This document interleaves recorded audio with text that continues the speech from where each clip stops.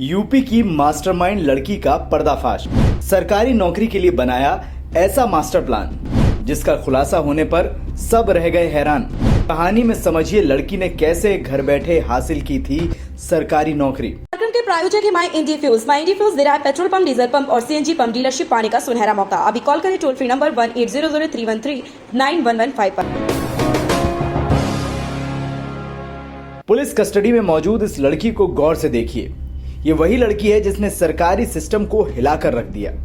बिना जगह बिना योग्यता इसने सरकारी नौकरी हासिल की और लगभग 1.5 साल सरकार से वेतन लिया। इस लड़की का प्लान इतना सटीक था कि वो नौकरी करती रही और किसी को भनक तक नहीं लगी। हालांकि उसकी कुछ गलतियों ने उसके प्लान को चौपट कर दिया और आज वो हवालात पहुंच गई।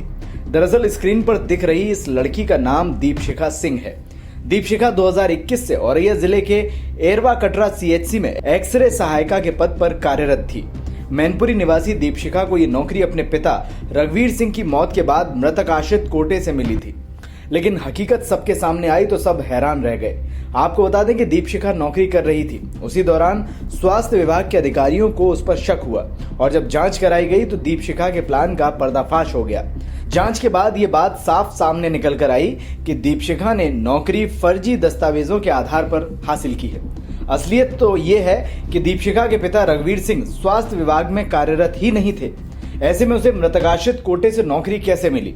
मतलब साफ था, दीपशिखा ने पिता के नौकरी करने के फर्जी दस्तावेज बनवाए और नौकरी ले ली।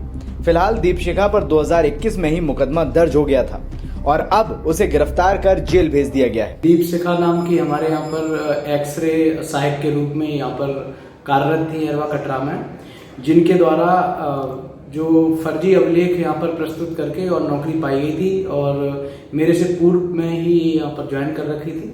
जब सीएमओ मैम के द्वारा जब चीज़ें आगे जब जांच पड़ताल उनकी करवाई गई तो पूर्णतः फर्जी तरीके से कागज लगाकर और ये नौकरी कर रही थी, जिसमें कि इन्होंने अपने पिता को मृतक दिखाया था और मृतक आश्रित के तरीके से जॉब कर रही थी, जो कि पूर्णतः गलत था। और उसके संबंध में हमने इनके ऊपर एफआईआर दर्ज करा दी गई थी 2021 में और उसी के तहत ये जो कार्रवाई हुई है वो गिरफ्तारी। दीपशिखा की गिरफ्तारी के बाद पुलिस ये जानने के प्रयास में है कि फर्जी दस्तावेजों के पीछे की कहानी क्या है, इसके पीछे और किस किस का हाथ है।